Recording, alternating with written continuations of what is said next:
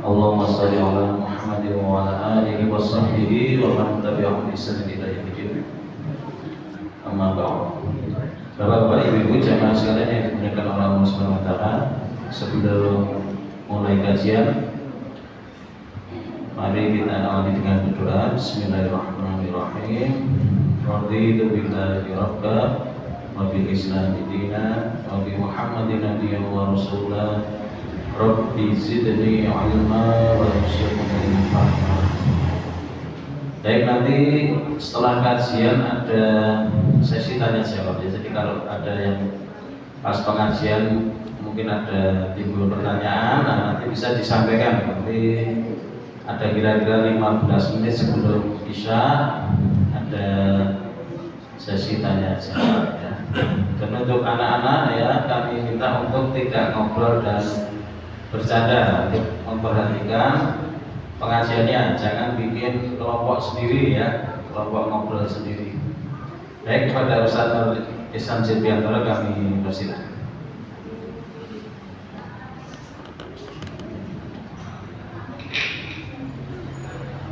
Bismillahirrahmanirrahim. Assalamualaikum warahmatullahi wabarakatuh.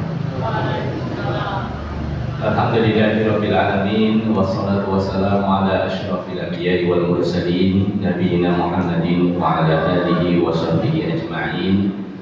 Allahumma shrah li sadri wa yassir li amri wahlul 'uqdatam min lisani yafqahu qawli. Allahumma inna nas'aluka ilman nafi'an wa rizqan thayyiban wa 'amalan mutaqabbalan. Bapak Ibu dan adik-adik jamaah Masjid Nur Hidayah yang insyaallah kami muliakan, alhamdulillah tiada hentinya kita menjadikan syukur kita kepada Allah, karena hanya dengan taufik dari Allah jangan semua bisa duduk bersama-sama di sini, bisa hadir di rumah Allah ini untuk menunaikan sholat maghrib berjamaah, dan juga kita lanjutkan untuk menambah wawasan keilmuan kita di dalam agama kita. Mudah-mudahan apa yang kita baca nanti, apa yang kita pelajari bisa menjadi tambahan iman dan amal soleh bagi saya dan jenengan semua. Allahumma amin. Bapak Ibu sekalian, pada kesempatan sebelum Idul Adha yang kita sudah sampai kepada syarat-syarat la ilaha illallah. Sekedar mengingatkan bahwasanya dua kalimat syahadat, kalau kita ingin memperdalam tinjauan hukumnya, itu ada dua: tinjauan hukum, tinjauan fikih, dan tinjauan akidah. Tinjauan fikih itu adalah tinjauan berdasar perkara-perkara yang tampak, zahir, dan merupakan hukum duniawi, hukum di dunia. Nah, tinjauan fikih daripada la ilaha illallah adalah apa? Semua orang yang mengucapkan la ilaha illallah faham maknanya, maka dia dihukumi sebagai seorang muslim. Maksudnya dihukumi sebagai seorang muslim itu bagaimana? Dijaga kehormatannya, dilindungi hartanya, dilindungi hak-haknya. Kalau dia melamar wanita muslimah, ya, boleh dinikahkan. Ketika dia meninggal, anak-anaknya yang muslim mewarisi. Ketika dia meninggal, maka dia dimandikan, dikafani, disolatkan, dan dikuburkan di pekuburan kaum muslimin. Niki dari sisi tinjauan fikih. Dan seseorang yang tidak mau melafadzkannya, tidak mau mengucapkan la ilaha illallah, meskipun dia tahu maknanya, meskipun dia meyakini kebenaran la ilaha illallah, maka dia bukanlah muslim. Kenapa? Karena tidak mau melafadzkan la ilaha illallah. Contohnya siapa Pak? Abu Thalib, pamannya Rasulullah. Beliau meyakini kebenaran dakwah Nabi, tapi setiap kali didakwahi untuk masuk Islam, beliau tidak mau bersyahadat. Sampai di akhir hayat beliau, Rasulullah berkata, "Ya am, qul la ilaha illallah kalimatan uhajju laka biha indallah. Wahai pamanku, ucapkan la ilaha illallah, kalimat yang akan aku jadikan pembela bagimu di hadapan Allah. Tapi beliau mau napa mboten? Beliau tetap tidak mau. Beliau tetap mengatakan bahwa beliau berada di agama orang tuanya, yaitu agama Abdul Muttalib, sehingga dia tidak dihukumi atau beliau tidak dihukumi sebagai seorang muslim. Nah, dari tinjauan akidah, itu dari tinjauan hukum akhirat nanti, Bapak Ibu, tidak semua yang mengucapkan la ilaha illallah itu termasuk golongan orang-orang yang beriman. Contohnya siapa? Orang-orang munafik. Orang-orang munafik di masa Nabi, mereka bersyahadat, mereka diperlakukan sebagaimana seorang muslim. Tapi nanti di akhirat, ketika Allah mengumpulkan kita semua di padang mahsyar, seluruh umat manusia dikumpulkan di padang mahsyar, Allah mendatangkan semua sesembahan yang diibadahi di dunia. Ada sosok Nabi Isa, ada mungkin malaikat Jibril yang disembah, mungkin ada apa? Ada dewa-dewa, ada berhala-berhala. Bahkan kalau di India, setiap orang punya sesembahan. Bahkan ada yang sesembahannya adalah tikus. Nah, jadi nanti di akhirat nanti semua didatangkan sesembahan manusia di dunia, kemudian dikatakan kepada seluruh manusia, lihat Mbak, hendaknya setiap orang mengikuti sesembahannya di dunia, mengikuti Tuhannya di dunia. Maka semua orang mengikuti apa? Sesembahannya bergerak maju kemana Pak?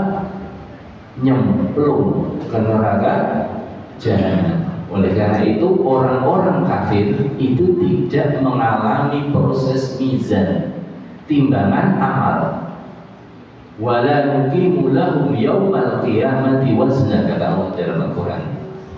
Kami tidak menegakkan mizan, tidak memberlakukan mizan bagi orang-orang kafir. Nah, setelah semua orang kafir sudah masuk neraka, Bapak Ibu, masih tersisa di mahsyar siapa?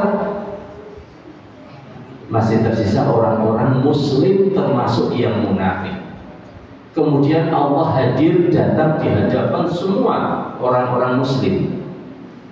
Wajah rabbuka wal malaku saffan saffa. Wonten ing surat An-Naba, surat pertama dari juz 30, dan Tuhan datang, Roh datang, Allah datang dalam keadaan malaikat bersaf-saf. Maka ketika Allah datang, semua orang yang beriman sujud di hadapan Allah, kecuali siapa? Orang-orang munafik, punggungnya seperti besi, dia tidak bisa sujud. Jadi meskipun mereka di dunia itu tergolong dihukumi sebagai muslim, tapi di akhirat bukan termasuk muslim.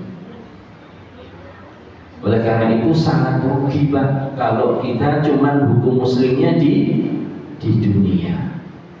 Oleh karena itu, agar la ilaha illallah itu betul-betul bermanfaat bagi kita di dunia dan di akhirat, ada 8 syarat diterimanya la ilaha illallah.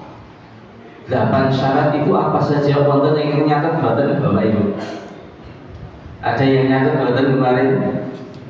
Nah, di antaranya adalah apa? Ilmu.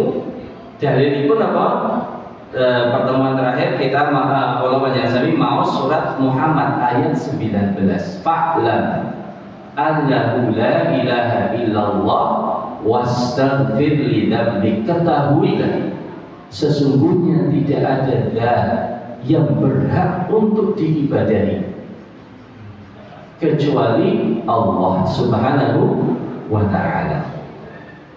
Fastaghfir li dzambik, maka mohon ampunlah atas dosa-dosa kalian.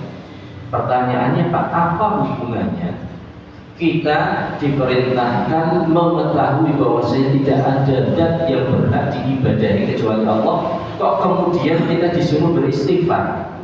Apa hubungannya?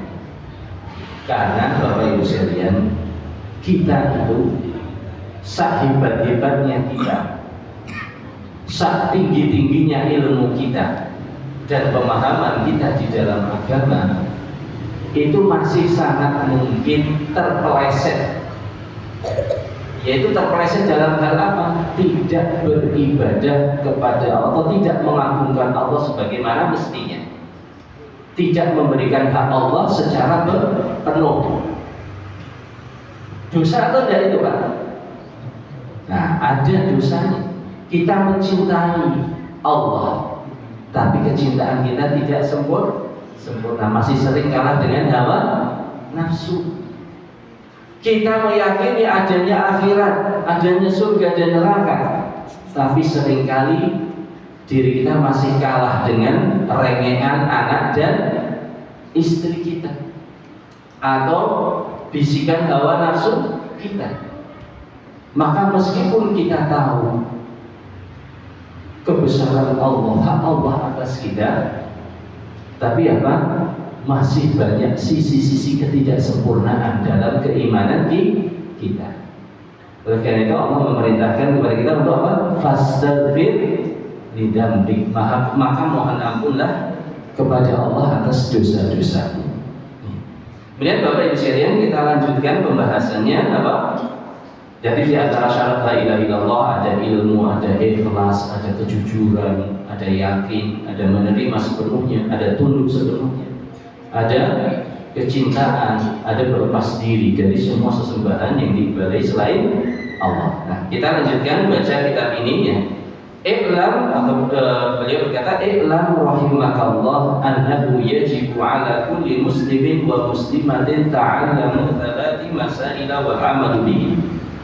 Beliau mengatakan, ketahuilah bahwasanya wajib atas setiap muslim dan muslimah untuk mempelajari tiga permasalahan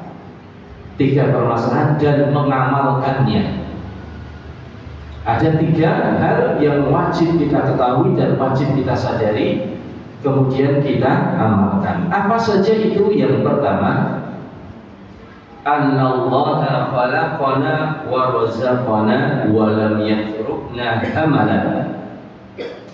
Sesungguhnya Allah lah yang menciptakan kita, yang memberi rizki kepada kita, tapi Allah tidak membiarkan kita begitu saja, bebas begitu saja. Jenengan rumaos bebas boten tak wonten donya niki. Napa wonten larangan, wonten aturan salat ki wonten aturane, napa sakarepe dhewe nuwun. Kita diuji dengan aturan perintah dan larangan. Oleh karena itu seorang mukmin harus menyadari ini.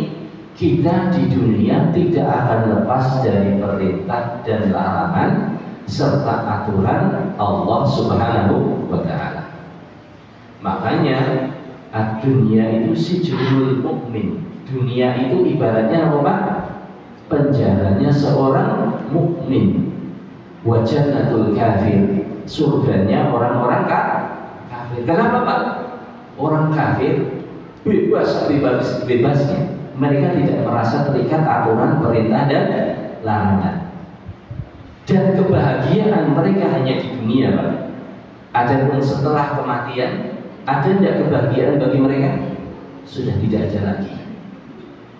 Oleh karena itu, satu prinsip dasar yang harus kita sadari bersama, kata Al-Imam di sini, apa?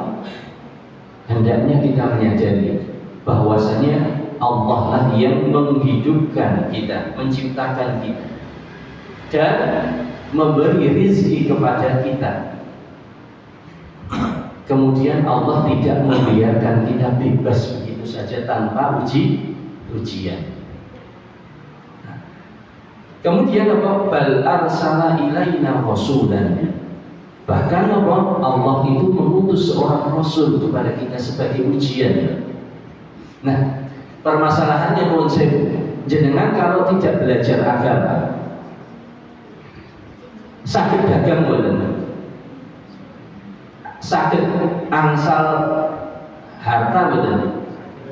Saged. Kalaupun kita tidak punya ilmu tentang duniawi, kita bisa belajar. Kita bisa belajar, Pak. Bisa menggunakan, Allah memberi akal kepada kita untuk belajar. Tapi kalau mengenal Allah, jenengan nanti sumerep Gusti Allah mboten. Nanti sumerep sing semisal Gusti Allah mboten. Sing semisal Gusti Allah. Nanti mboten. Lah jenengan nek kenal Gusti Allah pripun? Saking kabaripun Kanjeng Nabi sallallahu alaihi wasallam. Pramila Kanjeng Nabi Muhammad sallallahu alaihi wasallam itu kenapa Allah mengutus Rasul kepada kita? Untuk menjelaskan, menerangkan kepada kita, mengenalkan kita atau mengenalkan Allah kepada kita. Kita tidak pernah melihat Allah, maka kita tidak tahu sifat-sifat Allah bagaimana. Keagungan Allah seperti apa? Kalau Allah murka itu bagaimana dahsyatnya? Kita juga belum pernah melihat yang semisal dengan Allah karena memang tidak ada. Oleh karena itu satu-satunya cara kita mengenal Allah adalah melalui siapa? Apa yang diajarkan oleh Rasulullah Sallallahu Alaihi Wasallam. Kula panjenengan sami tentunya mungkin ajeng ngendarai motor metik, bar tumbas motor metik nimek, dereng nate numpak motor. Wah iman iki, engko nek langsung nubruk ra rugi rusak. Jenengan latihannya yang motor sing napa? Sing wis rada tuwa. Nek nubruk mboten napa? Rugine mboten kathah. Nah, suatu yang pernah kita lihat atau ada yang semisal, kita bisa belajar dengan panca indera kita. Tapi Allah adalah zat yang maha ghaib. Kita tidak mungkin mengenal Allah, kebesaran Allah, kehebatan, keluar biasaan, keluasan rahmat dan kasih sayang Allah kecuali dengan pengajaran dari Rasulullah Sallallahu Alaihi Wasallam. Nah, lajeng pripun bagaimana kita harus bersikap terhadap tuntunan Rasulullah? Panjenenganipun niki disebataken apa? Faman ata'ahu dakhalal jannah wa man 'asahu dakhalan nar. Barang siapa yang mentaati Rasulullah sallallahu alaihi wasallam, maka apa Pak ganjarannya? Allah memasukkan dia ke dalam surga. Akan tetapi barang siapa yang durhaka kepada Rasulullah, kepada utusan Allah, maka tempat kembalinya adalah neraka. Kanjeng Nabi sallallahu alaihi wasallam ngendikan, kullu ummati yadkhuluna jannah. Semua umatku itu akan masuk surga. Illa man aba, kecuali yang enggan. Wonten boten Pak, umat Kanjeng Nabi sing enggan masuk surga? Wonten boten? Wonten. Ning sinten niku? Kanjeng Nabi ngendikan man ata'ani dakhalal jannah. Barang siapa yang mentaatiku dia masuk surga. Wa man 'asani dakhalan nar. Wa man 'asani faqad aba. Barang siapa yang bermaksiat tidak mau taat kepadaku, maka dialah orang yang enggan masuk surga. Dan terus kuncinya apa Pak? Semua umat Nabi itu akan masuk surga kecuali yang enggan. Yang enggan itu apa? Yang tidak mau derek aturanipun Kanjeng Nabi. Nah ini nuwun sewu Pak, kadang di masyarakat itu, di sebagian masyarakat kita itu kaya setengah alergi Pak nek kalih ngendikanipun Kanjeng Nabi. Dereng terbiasa. Nggih mboten banyak Pak.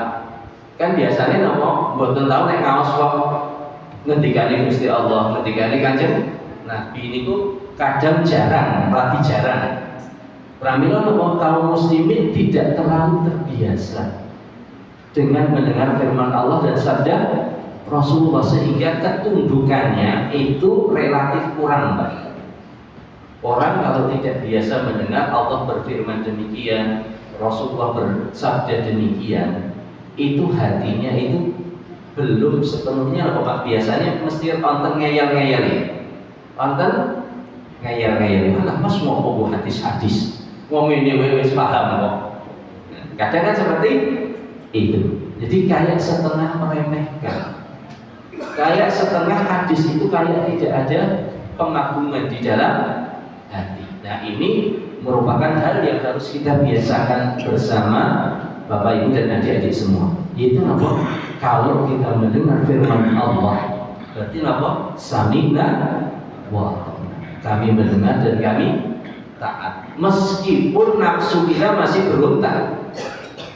Kalau kita mendengar sabda Nabi Rasulullah bersabda demikian, sami'na wa ata'na, meskipun hati kita masih belum bisa sepenuhnya semeleh menerima. Nah niki napa di antara konsekuensi iman. Kanjeng Nabi ngendikan apa? Man ata'ani dakhalal jannah wa man asani faqad aba. Barang siapa yang mentaatiku maka dia akan masuk surga. Dan barang siapa yang enggan maka dia adalah, maka barang siapa yang bermaksiat kepadaku maka dia adalah orang yang enggan masuk surga. Nah ini satu prinsip hidup Bapak Ibu sekalian. Jadi hal pertama yang harus kita sadari, kita pahami, nomor satu, Allah lah yang menciptakan kita. Di dunia ini Bapak Ibu tidak ada kecuali dua. Satu pencipta, yang kedua makhluk. Pencipta adalah Allah. Selain Allah, makhluk. Selain Allah, dia tidak berhak kita agung-agungkan. Hanya Allah yang berhak kita agungkan dengan ketundukan anggota badan kita. Kemudian Allah ingin menguji, karena di dunia ini hanya ada pencipta yaitu Allah dan yang lainnya adalah makhluk, maka Allah ingin menguji kita. Derek ngestokaken dawuh napa mboten. Nuwun sewu Pak, iblis niku riyen sinten nate napa dipunsebataken wonten mriki. Iblis niku sadèrènge dadi laknat niku sinten? Kedudukane napa? Panglimanipun tentarane Gusti Allah.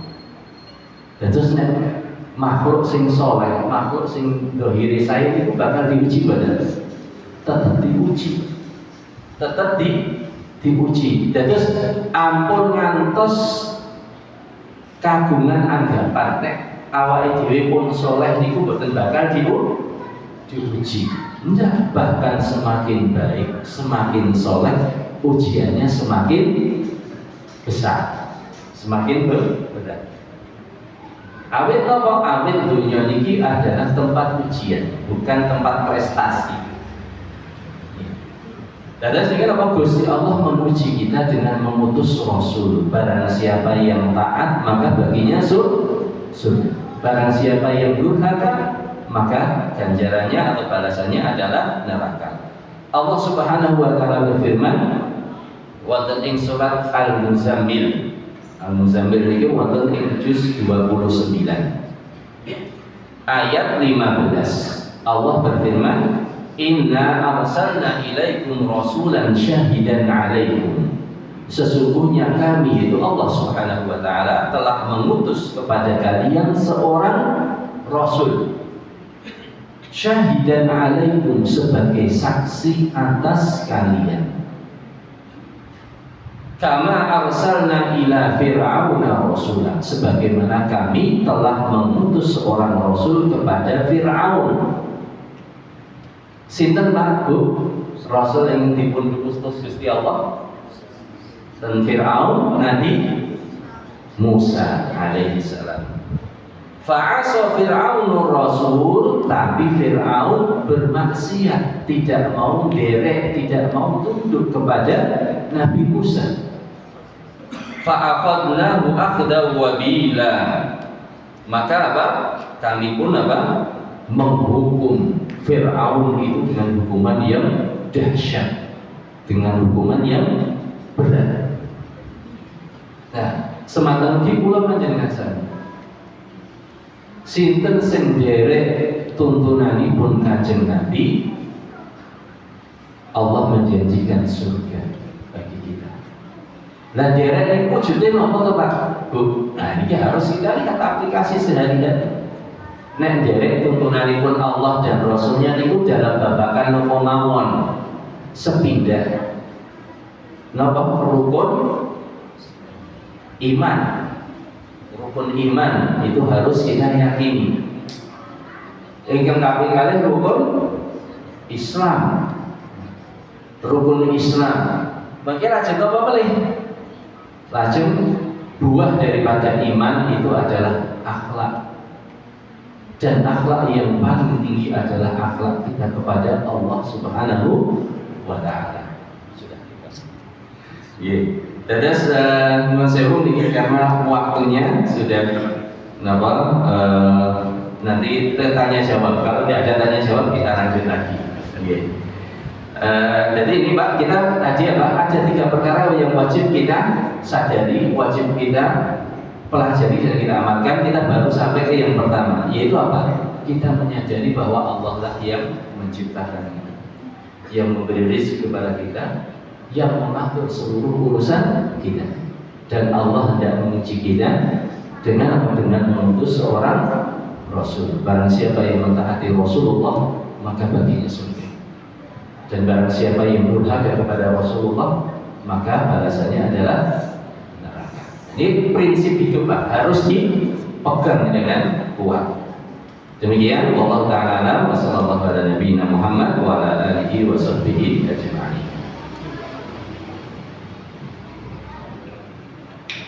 Baik, saya ngawali pertanyaannya Ustaz. Tadi kan semua sumber didatangkan ya, berarti termasuk bulan, matahari, kemudian juga tadi Nabi Isa alaihissalam. Nah itu kemudian dimasukkan ke neraka. Nah kalau untuk Nabi Isa bagaimana? Jadi tadi disebutkan semua sesembahan itu didatangkan. Maka apa? Yang didatangkan ada 2 kemungkinan. Memang sosoknya betul-betul Nabi Isa.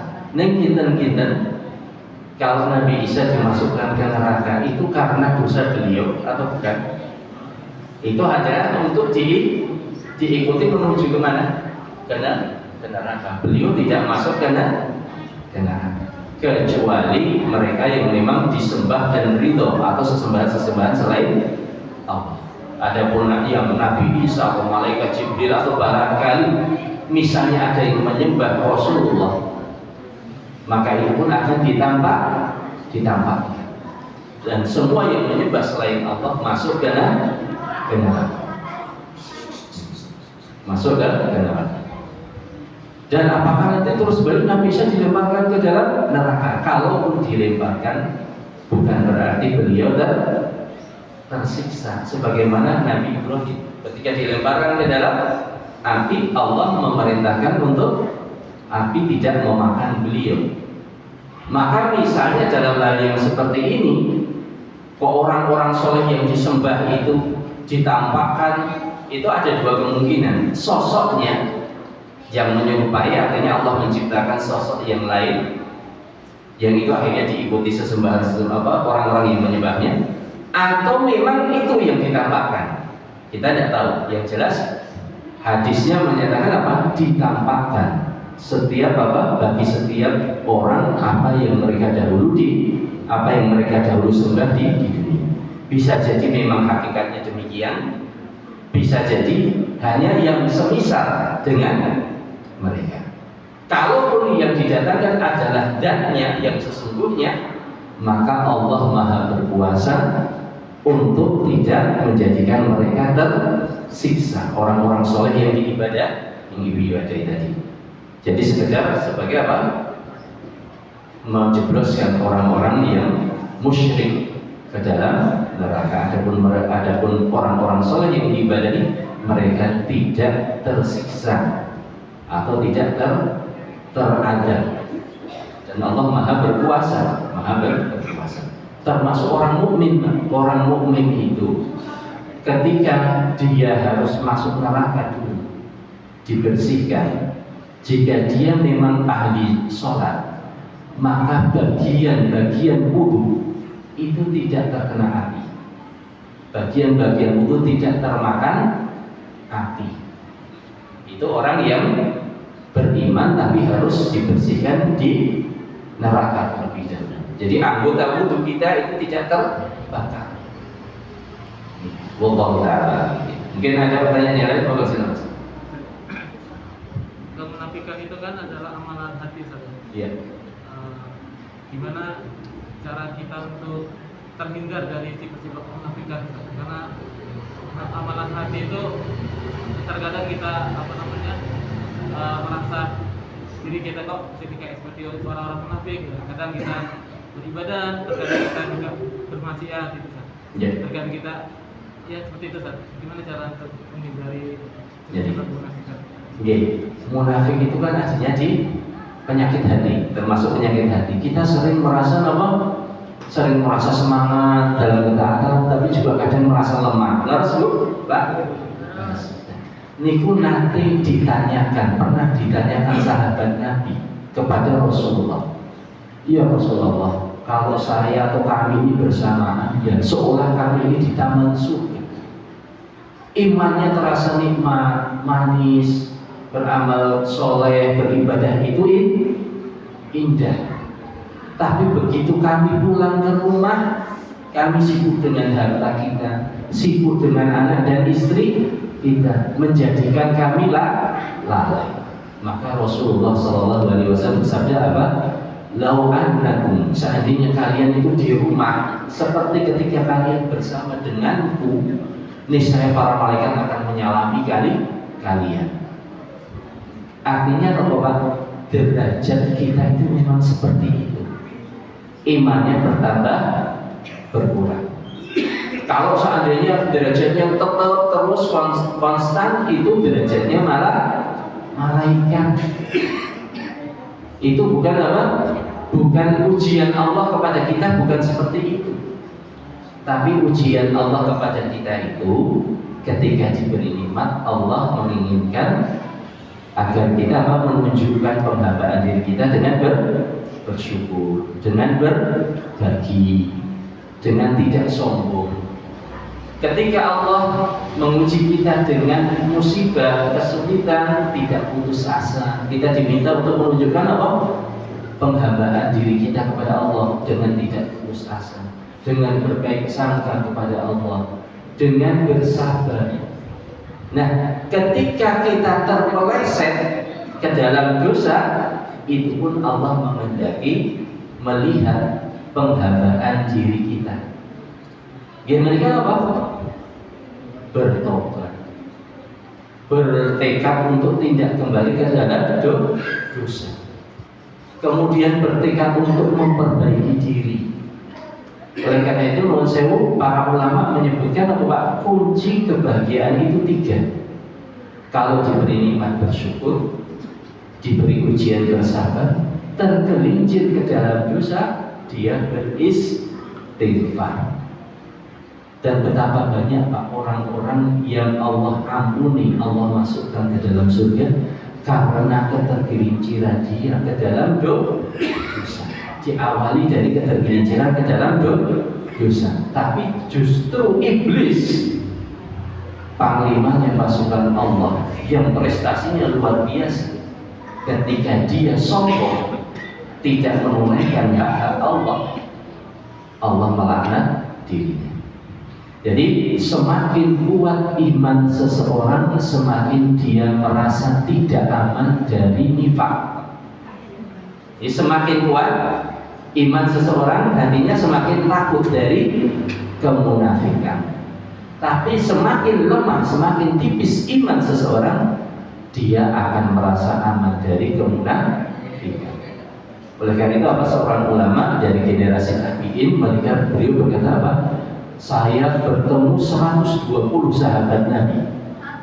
Saya bertemu dengan 120 sahabat Nabi. Tidak ada seorang pun di antara mereka yang merasa aman dari kemunafikan. Bahkan Umar bin Khattab itu siapa? Orang terbaik kedua setelah Rasulullah. Dahulu Rasulullah itu memberi informasi kepada salah satu sahabat beliau tentang nama-nama orang munafikin. Kaum munafik itu siapa saja? Rasulullah tunjuk ujung kepada salah satu sahabat Nabi, Hudzaifah bin Yaman. Nah, Umar bin Khattab ini sering bertanya kepada Hudzaifah karena takut kemunafikan. Wahai Hudzaifah, apakah kamu mendengar Rasulullah menyebut nama saya termasuk orang-orang munafik? Maka kata Hudzaifah, tidak. Saya tidak mendengar. Nama Anda tidak termasuk yang disebutkan Rasulullah. Tapi ini hanya untuk Anda. Adapun orang lain saya tidak akan ngasih tahu. Jadi nama seorang semakin kuat iman seseorang, semakin dia takut kemunafikan. Tapi semakin lemah, semakin tipis dia yakin dengan imannya, tidak takut munafik. Nah, terus itu wajar, tapi memang kita diminta untuk apa? Mujahadah, memerangi hawa nafsu kita sendiri. Wallahu ta'ala. Jadi alhamdulillah sudah 3-4 menit menjelang sholat isya. Ada pengumuman bahwa Selasa besok ya, Selasa pekan pertama ada kajian dari Ustaz Ahmad ya, membahas kitab Riyadhus Shalihin. Kemudian yang pengajian Ahad malam Senin rutin ya, insyaallah Bapak-bapak Ibu. Ini selang-seling Ustaz Nurkesan, kemudian Ahad berikutnya Ustaz Dwi Yulianto, Talqinul Quran ya, kemudian kayak gitu terus selang-seling dengan Ustaz Nurkesan. Demikian mari kita akhiri dengan baca hamdalah dan doa kepada majelis. Alhamdulillahirabbil alamin. Subhanakallahumma wa bihamdika asyhadu an la ilaha illa anta astaghfiruka wa atubu ilaik. Wassalamualaikum warahmatullahi wabarakatuh.